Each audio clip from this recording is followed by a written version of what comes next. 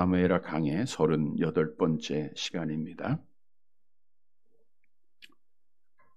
사무엘하 1장에서 10장까지의 내용은 다윗 왕이 이스라엘의 왕이 된 이후에 초기에 행했던 일들과 전쟁에 대한 기록이 있습니다. 10장에서는 암몬과 아람과의 연합군대와의 전쟁이 잠시 중단되었다가 또 아람 연합군과 싸워서 승리하는 모습이 기록되어져 있죠. 오늘 이제 11장의 내용의 시작은 암몬과의 전쟁이 기록되어져 있습니다. 그러나 사무엘서 저자는 암몬과의 전쟁에 초점을 맞춘 것이 아니라 누구에게 초점을 맞추고 있어요? 다윗에게 다윗이 범한 범죄에 더 큰 관심과 초점이 맞춰지고 있다는 거예요. 사실 성경에 보면 다윗은 매우 중요한 인물입니다. 어떻게 보면 가장 중요한 인물이죠. 다윗의 후손으로 누가 왔어요? 메시아가 이 땅에 왔기 때문입니다. 그래서 우리가 바라는 것은 정말 다윗은 온전한 사람, 죄가 없는 사람, 그래야 그의 후손으로 메시아가 왔다. 이러한 말씀들이 더 효력 있게 우리에게 다가오지 않겠습니까? 그러나 성경은 성경입니다. 오늘 성경에 보면 그 다윗처럼 훌륭한 성품을 가진 자도 죄를 짓고 넘어지고 쓰러지는 모습을 보게 되죠. 이 말씀을 묵상해 보면 아무리 우리가 오랫동안 신앙생활하고 직분을 가졌다 할지라도 누구라도 넘어질 수 있고 조심하지 않으면 자빠질 수 있다는 거예요. 그래서 성경은 우리에게 분명히 명하는 말씀이 있습니다. 고린도전서 10장 12절 암송해 볼까요? 그런즉 손줄로 생각하는 자는 넘어질까 조심하라. 우리는 지금 서 있죠? 그러니까 넘어질까 조심해야 돼요. 네, 조심해야 됩니다. 신명기 4장 9절 말씀도 볼까요? 함께 봅니다. 오직 너는 스스로 삼가며 내 마음을 힘써 지키라. 그리하여 내가 눈으로 본 그것을 잊어버리지 말라. 내가 생존하는 날 동안에 그 일들이 내 마음에 떠나지 않도록 조심하라. 왜냐하면 넘어지면 어떻게 됩니까? 하나님 앞에 택함 받은 예수님의 가족된 우리들이 넘어지면 하나님 앞에 버림을 받아야 안 받아요? 버림은 안 받죠. 오늘 오전에 말씀드린 대로 하나님의 사랑에서 끊을 수 있는 것은 없잖아요. 하나님이 우리를 잡고 계시기에. 그러나 넘어지고 패하게 되면 하나님의 징계의 심판은 있다는 거예요. 다윗이 오늘 이 범죄로 인해서 얼마나 많은 징계가 그에게 임했습니까? 다윗의 가문의 전쟁이 그치지 않았죠. 형제들끼리 죽이죠. 아들이 반역을 하죠. 다윗이 피난길을 당하죠. 그의 후처들이 아들에게 농락을 당하죠. 정말 이 범죄 하나의 씨앗으로 말미암아 하나님의 징계가 다윗의 가정에게 크게 임했다는 거예요. 하나님 앞에 매맞으면 아파요. 하나님의 채찍이 우리에게 임하면 우리는 어렵습니다. 그래서 할 수 있으면 넘어져야 돼요? 안 넘어져야 돼요? 안 넘어져야 돼요. 여러분, 우리는 끝까지 넘어지지 말고 믿음을 잘 지켜야 됩니다. 올 한 해도 넘어지지 말고 믿음을 잘 지키는 자들이 되시기를 바랍니다. 오늘 본문의 말씀은 다윗이 어떻게 해서 넘어졌는가, 그 이유를 우리에게 말씀해 주고 있어요. 따라서 오늘 말씀을 통해서 다윗의 모습을 기억하고 우리는 그 말씀의 교훈을 얻어서 넘어지지 말고 끝까지 믿음을 잘 지켜서 하나님께 영광을 돌리고 복을 받는 사랑하는 성도들이 되시기를 간절히 바랍니다. 첫째로는 대적들과 전쟁하지 않으면 넘어지게 됩니다. 본문 1절 말씀을 한번 같이 볼까요? 사무엘하 11장 1절. 방송으로 함께하는 분들도 성경을 찾아서 함께 보시기 바랍니다. 사무엘하 11장 1절 같이 봅니다. 그 해가 돌아와 왕들이 출전할 때가 되매 다윗이 요압과 그에게 있는 그의 부하들과 온 이스라엘 군대를 보내니 그들이 암몬 자손을 멸하고 랍바를 에워쌌고 다윗은 예루살렘에 그대로 있더라. 그 해가 돌아왔다. 일반적으로 추운 겨울과 수학기인 봄 사이 기간을 지칭합니다. 영어 성경에 보니까 봄이다 이렇게 나와 있어요. 지난 시간에도 언급한 대로 암몬 자손이 이스라엘을 공격한 것은 우기예요. 그래서 그 요압의 군대가 그들을 공격했다가 성 안으로 도망가는 것을 보고도 돌아왔다 그랬죠. 왜? 우기에는 전쟁이 하는 때가 아닙니다. 근데 그 해가 돌아왔어요. 봄이 됐습니다. 따뜻한 겨울이 다 지나가고 날씨가 따뜻해지기 시작해요. 그때에 모든 나라들이 원정을 떠나고 전쟁을 하게 되죠. 오늘 본문에 보니까 그 해가 돌아와 봄이 되면 왕들이 출전할 때가 되매 그랬어요. 왕들이 출전한다는 것은 왕이 전쟁에 직접 나갈 때다. 이런 것을 말씀해 주고 있죠. 자, 사무엘하 저자가 왜 이 표현을 했는가? 당시에 이스라엘과 암몬은 대적의 관계입니다. 전쟁을 수행할 때예요.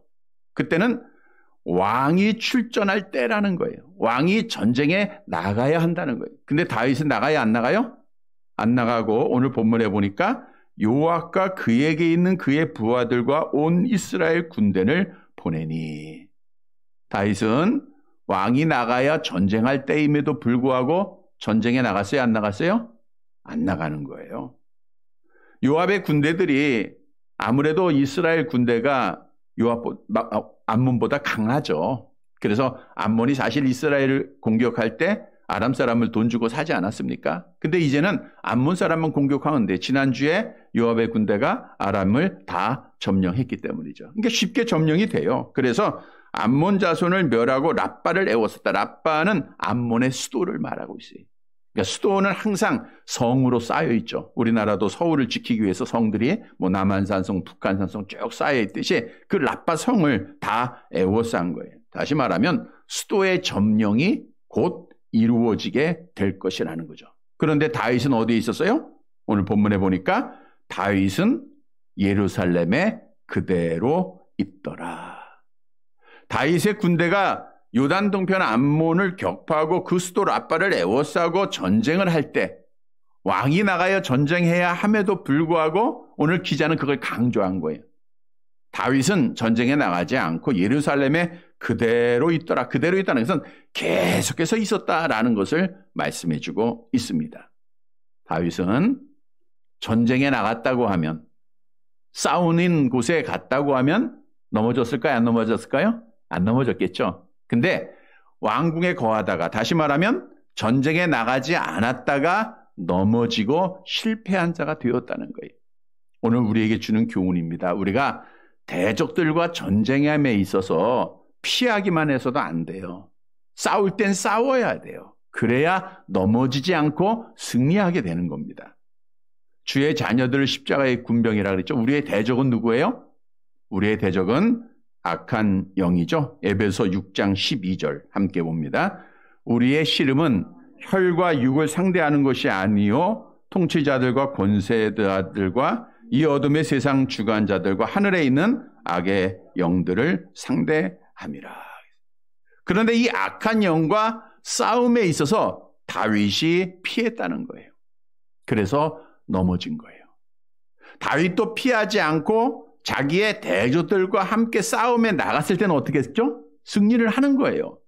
우리가 성경에 보니까 다윗이 이제 사울의 박해를 피해서 결국에는 블레셋 아기스 왕에게 찾아가지 않습니까? 그래서 아기스 왕한테 부탁을 해가지고 이제 시글락이라고 하는 곳에 자기의 동행한 자들과 함께 이제 집을 짓고 천막을 치는 거죠. 그리고 뿌리를 내려요.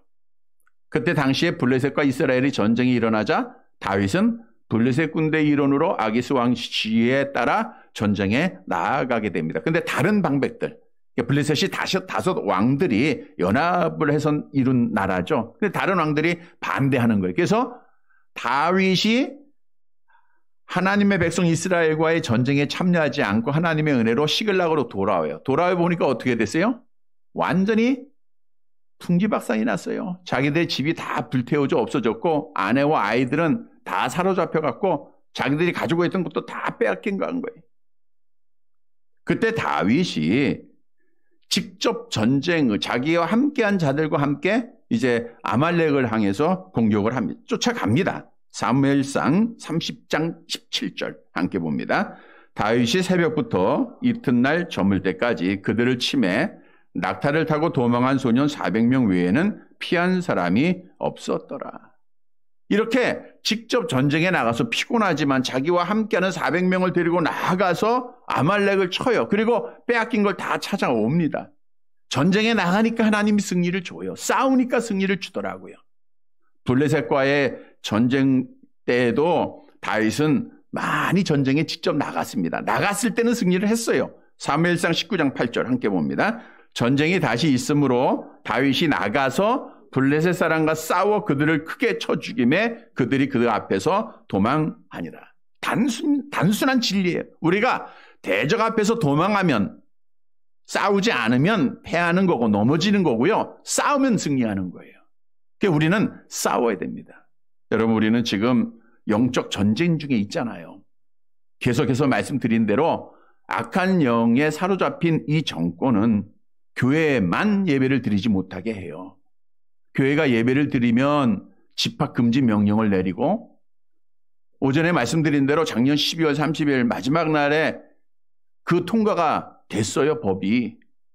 그래서 교회를 폐쇄시키는 거예요. 근데 교회를 폐쇄시켰는데도 계속해서 예배를 드리면 이제 교회 간판을 띄고 십자가를 띄게 돼 있어요. 거기까지 통과가 된 겁니다, 지금.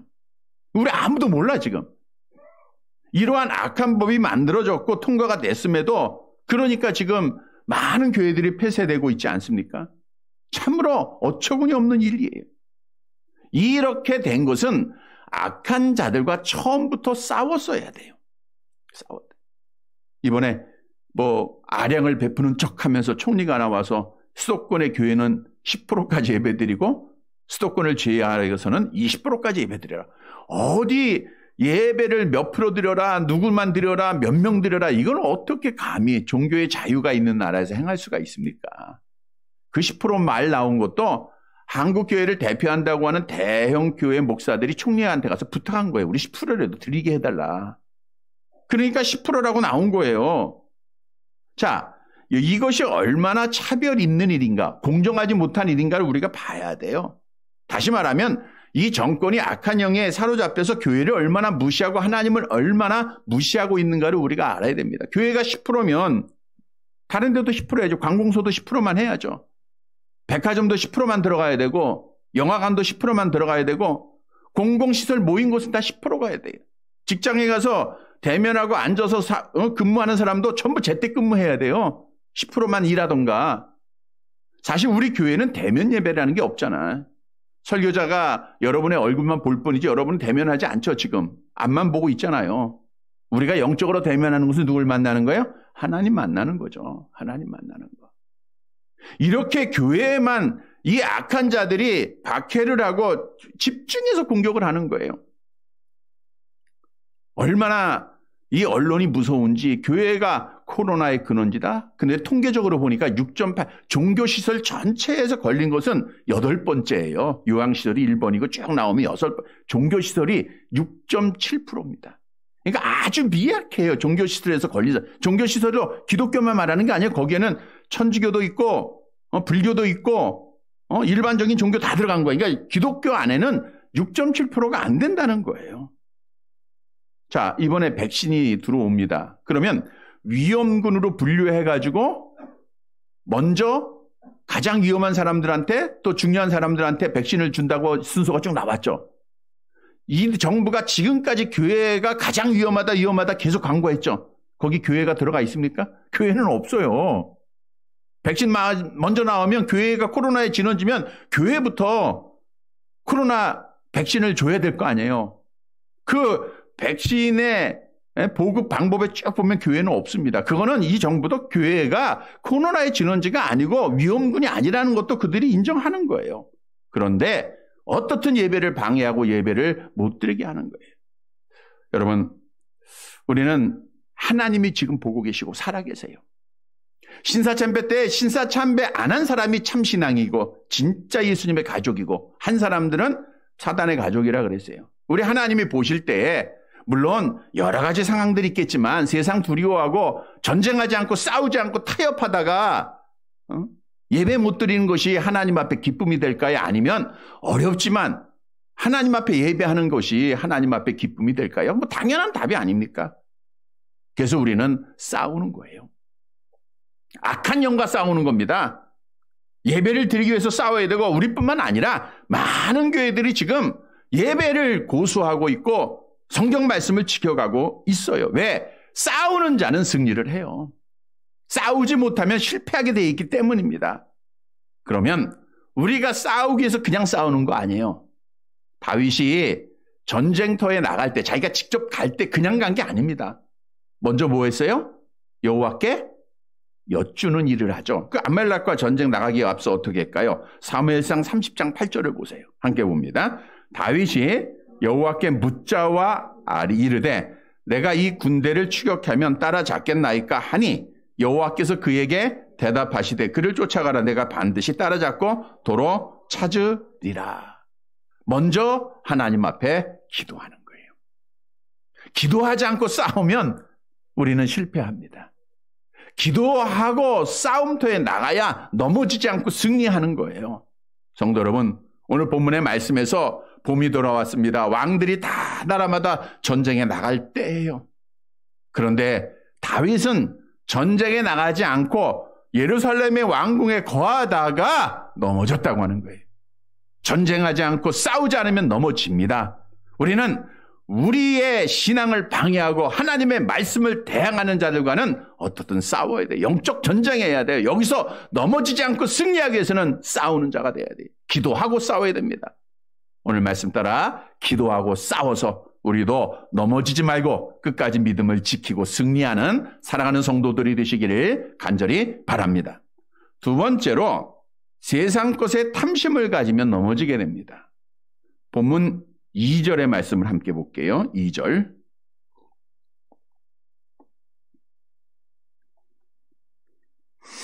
같이 봅니다. 저녁 때에 다윗이 그의 침상에서 일어나 왕궁 옥상에서 거닐다가 그곳에 보니 한 여인이 목욕을 하는데 심히 아름다워 보이는지라. 저녁 때에 어두워질 때 해가 서산으로 뉘엿뉘엿 넘어가고 있는 황혼의 무렵 시간입니다. 그때 일어났다라는 것은 다윗이 낮잠을 잤다라는 거죠. 물론 낮잠을 30분, 1시간 이렇게 잠깐 잔 것이 아니고 계속해서 잔 거예요. 낮잠을 자다가 어두워지기 시작하는 초저녁이 되어서야 침상에서 일어나는 게으른 나태함에 빠져 있었음을 오늘 성경은 우리에게 말씀해주고 있는 거예요. 다윗은 온 이스라엘이 암몬과의 전면전을 벌이는 상황입니다. 근데 자기 혼자 계속해서 잠만 자고 있어요. 저녁 때 한가롭게 일어납니다. 잠에서 깨어난 다윗 왕은 한가롭게 왕궁 옥상을 또 거닐어요. 왕궁 옥상.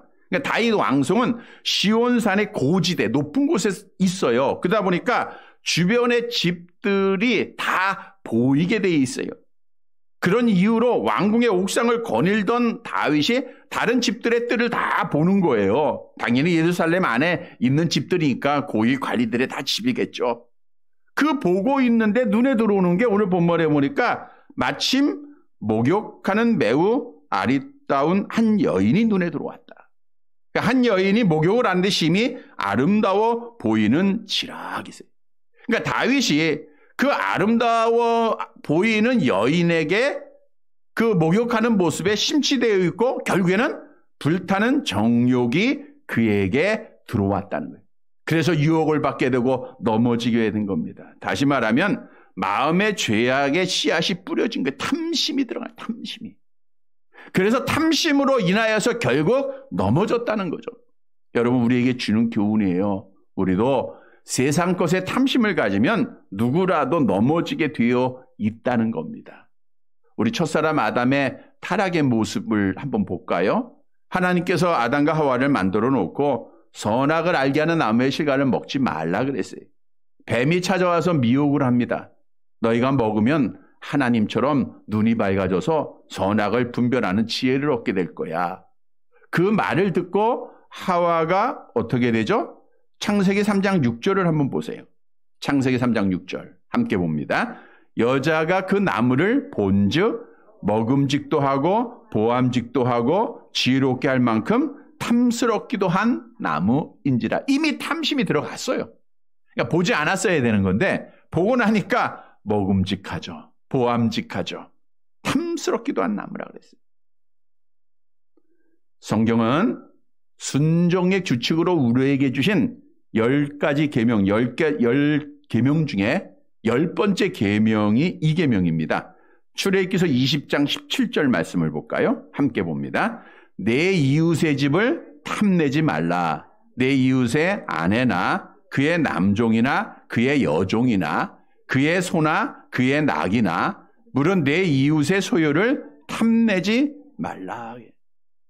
이 첫째 계명부터 9번째까지의 계명은 행위로 범하는 죄악입니다. 행위로.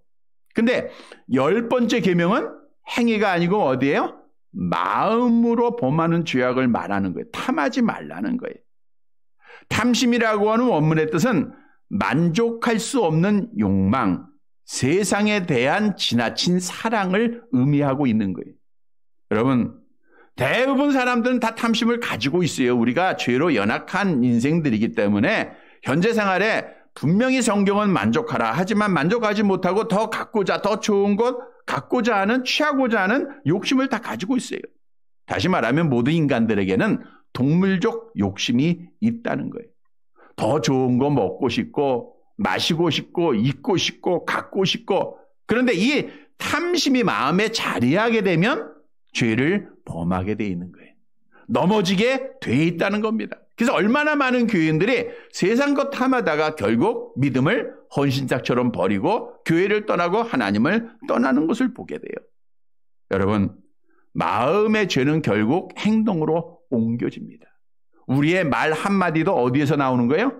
마음에서. 내 행동도 마찬가지예요. 내가 상대방에 있어서 사랑하는 마음이 있으면 행동도 사랑을 표현하는 것이 돼요. 미워하는 마음이 있으면 행동도 미워하는 행동이 나오게 돼 있는 거예요. 그러면 우리가 탐심을 갖지 말아야 돼요. 탐심. 탐심은 십자가에 못 박아 버려야 됩니다. 여러분, 탐심을 갖지 않기 위해서는 오늘 다윗을 통해서 우리에게 주는 교훈이 먼저는 게으르지 말아야 돼요. 게으르지 말라는 것은 부지런해야 됩니다. 오늘 다윗이 전쟁에 나가거나 또는 기도하는 생활, 자기의 군대들이 전쟁에 나갔으니까 예루살렘 성이 깨어 기도하고 있거나 또는 여러 가지 자기의 주어진 사명을 충성스럽게 감당하고 있었다라고 하면 나태하게 왕궁을 슬슬 거니다가 여인의 그 모습을 탐하지 않게 되었다는 거예요. 그래서 성경도 우리가 하나님을 섬길 때 이렇게 섬겨라라고 말씀하고 있죠. 로마서 12장 11절 함께 봅니다. 부지런하여 게으르지 말고 열심을 품고 주를 섬기라. 그래서 우리는 부지런해야 돼요. 부지런한 자들은요, 감기도 못 들어온다고 하잖아요. 시간이 없어가지고.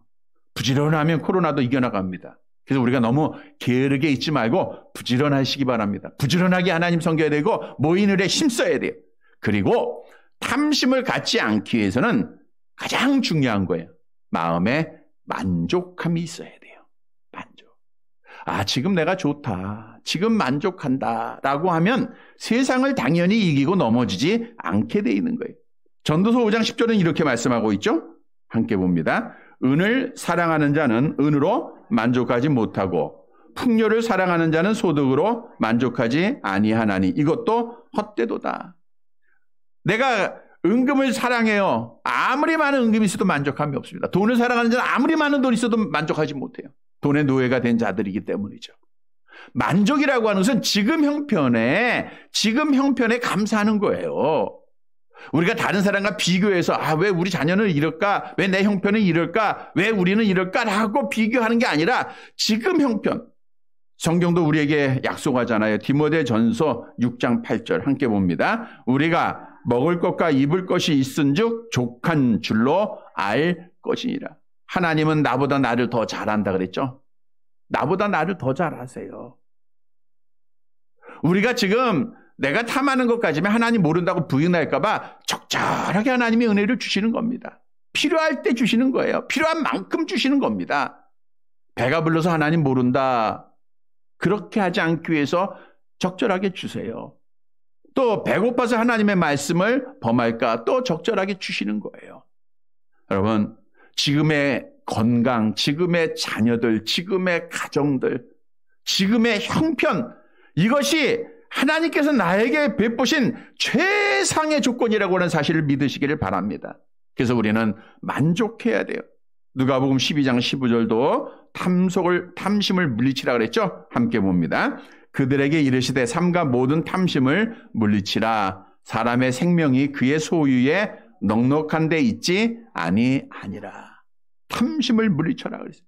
무릇 지킬 만한 것 중에 내 마음을 지켜라. 생명의 근원이 이에서 나는 거예요. 그래서 우리는 만족해야 됩니다. 성도 여러분, 오늘 본문에 다윗이 게을렀다가 만족하지 못했다가 넘어졌습니다. 이 말씀을 꼭 잊지 말고 우리는 부지런하고 그리고 만족한 삶을 따라서 넘어지지 말고 세상에서 믿음을 지키는 살아가는 성도들이 되시기를 간절히 바랍니다. 세 번째로 성경 말씀이 마음에 없으면 넘어집니다. 내 마음에 하나님의 말씀이 있어야 된다는 거죠. 본문 3절 말씀을 볼게요.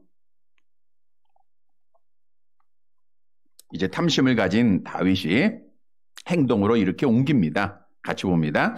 다윗이 사람을 보내 그 여인을 알아보게 하였더니 그가 아뢰되 그는 엘리암의 딸이요 햇사람 우리아의 아내 밧세바가 아니니까 하니. 다윗이 사람을 보냅니다. 그러니까 정욕에 사로잡혔던 다윗은 그 여인에 대해서 궁금증이 더해가는 거예요. 그러니까 이제 사람을 보내서 알아보는 거예요. 여기서 보내다라는 것은 1절에 다윗이 온 이스라엘을 전쟁에 보내다라는 단어와 똑같은 단어예요. 그러니까 왕권을 가지고 전쟁터에 사람을 보내잖아요. 그러니까 사람을 왕권을 가지고 보낸 거예요. 의지적으로 보낸 거예요. 보내서 그 사람이 알아보고 온 대답이 뭐예요? 그는 엘리암의 딸이요. 햇사람 우리아의 아내 밧세바가 아니니까. 여기서 밧세바는 맹세의 딸 이런 뜻이고요. 엘리암은 아이도벨의 아들입니다. 사무엘하 23장 34절을 보세요. 함께 봅니다. 엘리벨렉과 길로 사람 아이도벨의 아들 엘리암과. 그러니까 밧세바와 아이도벨은 어떤 관계예요? 손녀죠. 그러니까 아이도벨의 손녀가 밧세바예요. 아이도벨은 잘 알죠? 다윗의 신복이었어요. 그것도 모사, 아주 지혜로운 자이기 때문에 어떤 지혜를 다윗에게 충고하고 교훈해주는 모사였던 거예요. 근데 후에 반역을 하죠. 반역을 해가지고 누구 편에서요? 아들 압살롬의 편에 섰다가 결국 죽게 되죠. 사무엘하 15장 31절을 볼까요? 같이 봅니다. 어떤 사람이 다윗에게 알리되 압살롬과 함께 모반한 자들 가운데 아이도벨이 있나이다 하니 다윗이 이르되 여호와여 원하옵건대 아이도벨의 모략을 어리석게 하옵소서 하니라. 아이도벨이 후에 반역한 이유가 이런 것까지 포함되어 있는지는 모르겠습니다. 성경에서는 정확하게 말씀하고 있지 않지만 그러나 다 그 내용들을 쭉 연결해 보면 다 이유가 있는 말씀들이에요. 어떻든 저자가 강조하는 것은 이 밧세바라고 하는 여인은 다윗의 가장 측근 중에 측근이었던 아이도벨의 손녀라는 거예요. 그러니까 다윗은 자기가 데리고 있는 부하의 손녀조차도 배려하지 않고 죄를 범했다라는 것을 강조해주고 있는 거예요. 또 그의 남편 우리아는 어떤 사람인가? 여호와는 나의 빛이다 이런 뜻을 가지고 있는데 예루살렘 출신으로 해족 속에 다윗의 37명의 용사 중에 하나입니다. 사무엘하 23장 39절을 볼까요? 함께 봅니다. 햇사람 우리아라 이상은 총수가 37명이었다. 그러니까 아주 전쟁에 능한 37명 중에 한 사람, 충실한 종이었다는 거예요. 당시 암몬 족속을 징벌하기 위해서 치열한 전투 중에 참여했던 자죠. 당시 다윗의 용사들은 다윗과 함께 고난을 받고 압살롬의 반역대에도 다윗과 함께 할 만큼 충성스러운 자들이었어요. 그런데 자기의 부하의 손녀여 충성스러운 자의 아내를 취하는 범죄를 범했던 거예요. 4절을 보시기 바랍니다. 4절 어떻게 이제 구체적으로 행하는가 함께 봅니다. 다윗이 전령을 보내어 그 여자를 자기에게로 데려오게 하고 그 여자가 그 부정함을 깨끗하게 하였으므로 더불어 동침하며 그 여자가 자기 집으로 돌아가니라. 다윗이 전령을 보냈다. 근데 원문에 보니까 전령 한 사람을 보낸 게 아니라 복수를 사용하고 있어요. 그러니까 2사람 이상 여러 사람의 군인을 보낸 거예요. 그러니까 밧세바 입장에서는 저항도 못하고 반대도 못하는 거죠. 그러니까 다윗이 얼마나 악한 의도를 가지고 여러 명의 군사들을 보냈는가를 알 수 있어요. 왕명은 거부가 안 되는 거예요. 그래서 밧세바가 강압적으로 끌려왔다고 하는 것을 어느 정도 의미해주고 있는 내용입니다. 그리고 다윗이 더불어 동침을 합니다. 그 여자가 자기 집으로 돌아갔다. 강압적으로 여인을 취했다는 거예요. 근데 원문에 보니까 더불어 동참한 후에 그 여자가 부정함을 깨끗하게 했다라고 말씀이 나와 있어요. 그러니까 그 여자가 부정함을 깨끗했다고 하는 것은 설정을 하고 목욕을 했다라는 것을 의미해주고 있는 겁니다. 다윗이 목욕하는 여인을 본 것은 우연히 발생한 일입니다. 사람들끼리 볼 수 있어요. 그러나 그 여자의 신상을 알아본 것은 의도적인 거예요. 다시 말해서 정욕에 이끌려 의지적으로 죄를 범했다라는 것을 말씀해주고 있죠. 자, 5절 말씀 봅니다. 본문 5절 함께 봅니다. 그 여인이 임신함에 사람을 보내 다윗에게 말하여 이르되 내가 임신하였나이다 하니라. 4절에서 밧세바가 자신의 집으로 돌아갔다는 기록으로 끝날 수가 있는 거예요. 그러니까 다윗의 간음 사건은 밧세바라고 하는 여인이 임신을 안 했으면 묻혀지는 거예요. 다 잊어버린 겁니다. 근데 밧세바가 임신을 하게 돼요. 그 여인이 임신했다. 남편이 없는 가운데 여자가 임신을 하면 율법에는 어떻게 돼 있죠? 신명기 22장 22절 함께 봅니다. 어떤 남자가 유부녀와 동침한 것이 드러나거든 그 동침한 남자와 그 여자를 둘 다 죽여 이스라엘 중에 악을 제할지니라. 신명기 22장 24절 계속 봅니다. 너희는 그들을 둘 다 성읍 문으로 끌어내고 그들을 돌로 쳐 죽일 것이니 그 처녀는 성 안에 있으면서도 소리지르지 아니하였으며 그 남자는 그 이웃의 아내를 욕보였음이라. 너는 이같이 하여 너희 가운데서 악을 제할지니라. 다윗이 이 말씀을 이 율법을 알았을까요? 몰랐을까요? 알았던 거죠. 하나님 얼마나 경외하는. 그래서 우리가 인류의 그 이스라엘의 역사를 보면 다윗처럼 선을 행했다 이런 말씀이잖아요. 다윗은 하나님의 계명을 잘 알고 있는 자예요. 그런데 범죄할 때는 이 말씀이 그 마음에 있었어요? 없었어요? 없었던 거예요. 하나님의 말씀이 안 보였던 거예요. 그래서 그가 넘어졌다는 거죠. 여러분 우리에게 주는 좋은 교훈입니다. 우리가 매일매일 성경 듣고 매일매일 하나님의 말씀 읽어요. 그러나 하나님의 말씀이 내 마음에 있으면 우리가 이깁니다. 근데 내 마음에 없어질 때가 있어요. 그때는 나도 모르게 다윗처럼 넘어지게 된다는 거예요. 그래서 우리는 항상 하나님의 말씀을 마음에 잊지 말아야 돼요. 아브라함이 하나님의 말씀이 그 안에 있었을 때에는 어떤 어려움도 이겨나가고 항상 기뻐하고 감사하는 자예요. 그러나 말씀이 잠깐 떠났을 때 잠깐 어려움을 당하면 기도하지 않고 애굽으로 내려갔다가 실패를 경험하지 않습니까? 여러분 하나님의 말씀을 마음에 두면요 악한 자들도 구원을 받더라고요. 이스라엘 백성들이 애굽에 있을 때 10가지 재앙 중에 우박 재앙이 있어요. 이 우박 재앙을 모세가 이제 아론과 함께 이미 얘기를 합니다. 하나님이 우박을 내리셔서 사람과 들에 있는 거 다 죽인다는 거예요. 그랬더니 그 말을 옆에서 듣던 애굽 사람조차도 말씀을 마음에 둔 자들은 어떻게 했는가? 출애굽기서 9장 21절 마음에 두지 않는 자들은 어떻게 했죠? 같이 봅니다. 여호와의 말씀을 마음에 두지 아니하는 사람은 그의 종들과 가축을 들에 그대로 마음에 둔 자는 어떻게 한 거예요? 종들과 가축을 다 우리 안에 가지고 온 거죠. 그래서 다 살아났잖아요. 우리가 마지막 재앙 때도 장자의 죽음에서 애굽 사람일지라도 말씀을 마음에 두고 피를 바른 자는 죽음으로부터 구원함을 얻었음을 말씀해 주고 있는 거예요. 여러분, 하나님의 말씀을 마음에 있고 그 말씀을 지켜가면 하나님 앞에 넘어지지 않습니다. 복을 받아요. 그러나 말씀을 떠나면 우리는 넘어져요. 그래서 성경은 하나님의 말씀을 어디에 두라? 신명기 6장 6절 함께 봅니다. 오늘 내가 네게 명하는 이 말씀을 너는 마음에 새기라. 마음에 새기라는 걸 뭘까요? 마음에 새기라. 마음에 묵상을 하라. 암송이겠죠. 암송. 암송을 항상 하고 있어야 돼. 하나님의 말씀이 우리 안에 항상 있어야 돼. 왜? 신명기 30장 14절 함께 봅니다. 오직 그 말씀이 내게 매우 가까워서 내 입에 있으면 내 마음에 있은즉 내가 이를 행할 수 있느니라. 우리가 율법이 있기 전에도 죄가 있다 그랬죠. 마찬가지예요. 하나님의 말씀은 능력 있고 살아 있습니다. 근데 말씀이 내 안에 없으면 우리가 하나님의 말씀대로 행할 수가 없어요. 세상을 이길 수가 없다라는 거예요.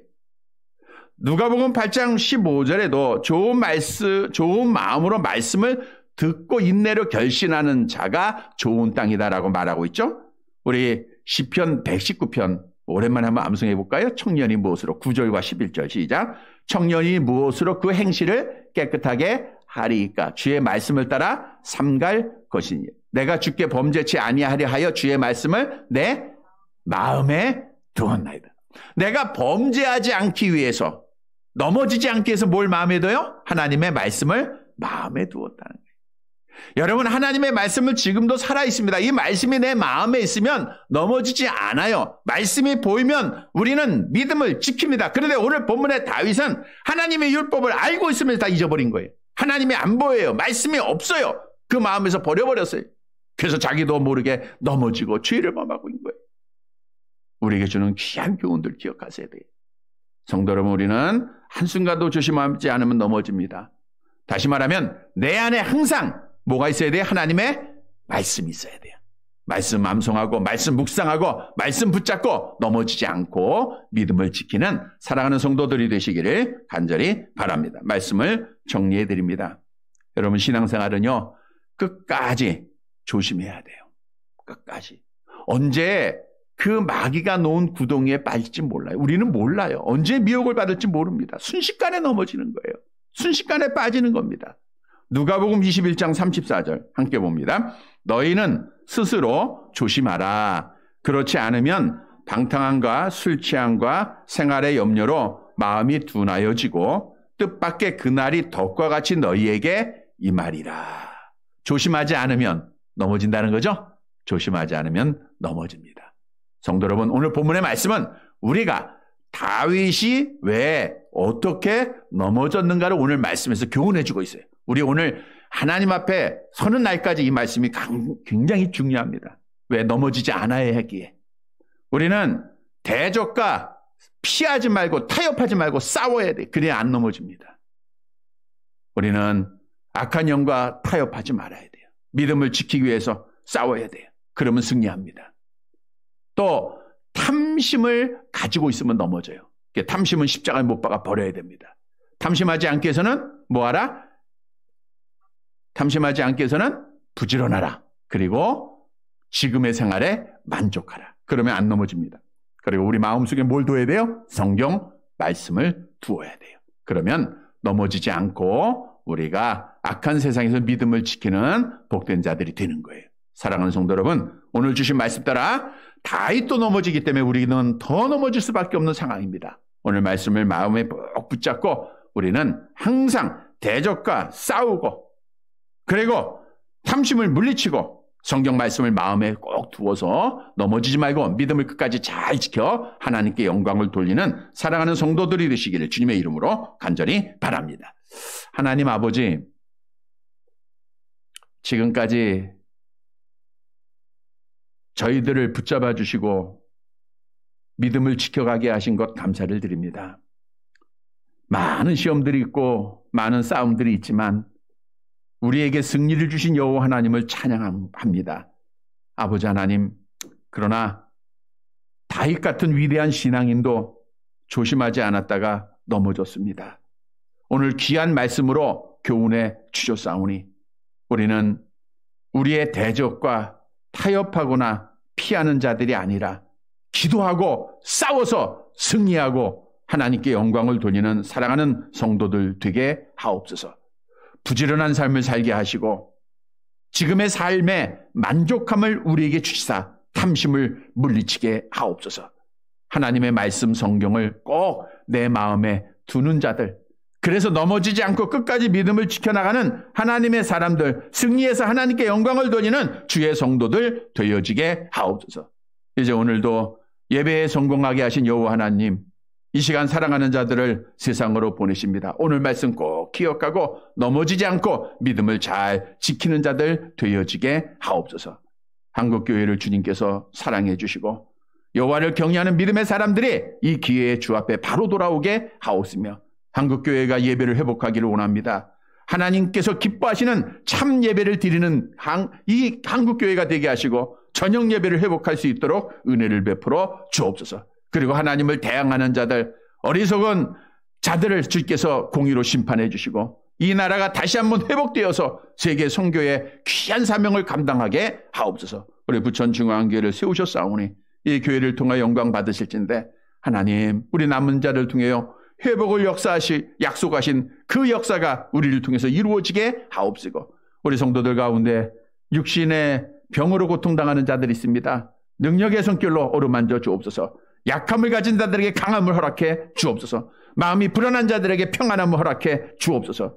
하나님, 우리가 눈을 감을 때 주 안에서 참된 안식을 누리게 하시고 잠을 누리게 하옵소서. 그래서 우리가 건강한 모습으로 하나님을 영화롭게 하며 믿음을 지켜가는 복된 자들 되게 하시고 오늘도 기도하는 모든 소원들 주께서 응답해 주시며 하나님만 바라보며 주님만 바라보며 말씀만 의지하며 아버지 앞에 흔들리지 않고 믿음을 지켜가며 주 앞에 영광 돌리는 사랑하는 성도들 되어지게 하옵소서. 함께해 주시옵기를 간절히 바라옵고 예수님의 이름으로 기도드리옵나이다.